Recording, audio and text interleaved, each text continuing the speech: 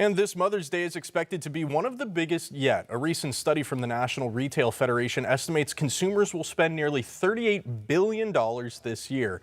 That tops last year's total of $34 billion and surpasses the previous record of $35 billion set in 2023. 5 News reporter Laura Castleman spoke with local businesses about how Mother's Day sales are shaping up. Even with families feeling the pressure of today's economy, Mother's Day remains a meaningful priority. And local businesses say they see just how much people still want to make their moms feel special. We're in, trying economic times right now, and so any opportunity to service our guests and give them an opportunity to come in and have dinner with us. Lisa Provencio Jones and her husband, Bert Jones, own Gaskins on Emma in Springdale. They say Mother's Day is big for business.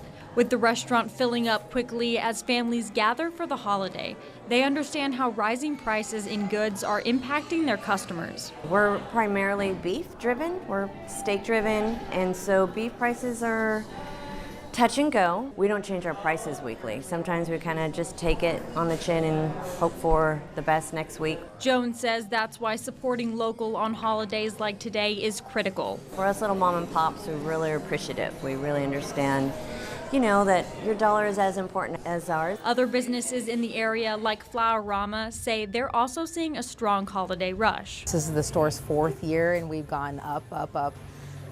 Very blessed for that. Senior designer for Flower-Rama in Springdale, Gabby Anderson, says a few things have changed this year, but that isn't stopping customers. We have had to charge a little bit more for deliveries due to the rising gas prices and things like that. We've had to pay a little bit more for our flowers because of the tariffs and shipping costs. So 90% of our flowers are from Ecuador, South America.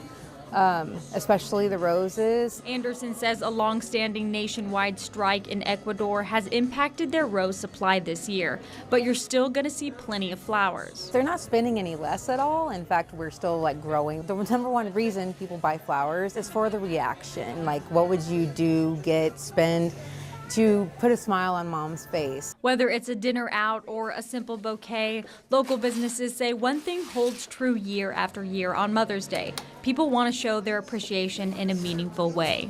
In Springdale, covering news where you live, Laura Castleman, 5 News.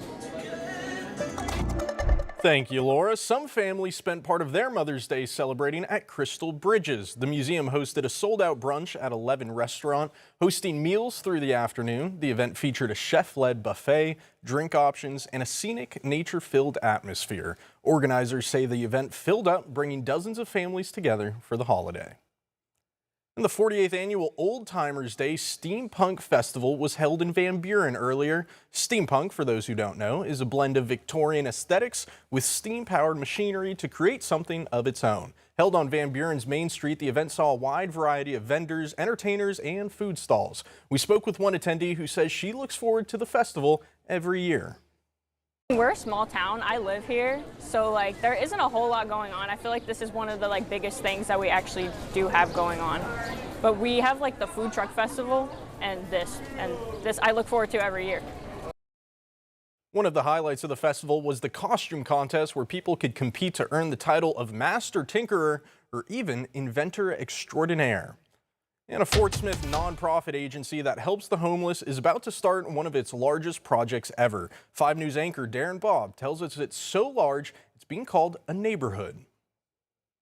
It's been 3 years since we told you about the $4 million Next Step Homeless Services Project. It'll locate at the corner of South 6th and I Streets in downtown Fort Smith. Sharon Chapman is executive director at Next Step and says it'll be known as the Next Step Neighborhood. We'll have 30 tiny homes that will be there with a big supportive services building. And we're just raising funds to help us operate that, for years down the line, because we won't be charging people who are using that housing. Work on the new project is supposed to start next month after a fundraising campaign raised enough to get it going. Chapman says the new project is going to be life-changing. It's going to make such a difference for 30 people at a time in these units, and it'll give them a place where they can just take a breath, feel safe, not be watching their back all the time, and learn some new skills. And speaking of skills, she says that'll be a new service with this project. To be part of our community that will have classes and all kinds of our 3 social workers, degreed social workers working with them. We'll be able to have a teaching kitchen, clothes closet, great opportunities for volunteers to help us in our new facility. In other words, Chapman says it brings a sense of normalcy. It's really hard to change what's going on with your life when you are just surviving day to day.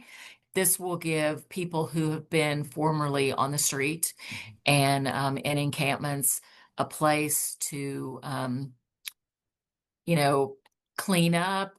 And we have a lot of people who've had trauma in their lives who just don't want to be in a larger emergency shelter.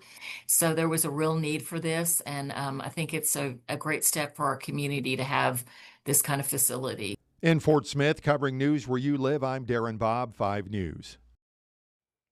Fantastic, Darren. With enough money being raised to start the project, Chapman says the effort is now to raise operational funds to keep the neighborhood open. She says the project will take about 18 months to complete, and once it's open, the emergency day shelter will be closed.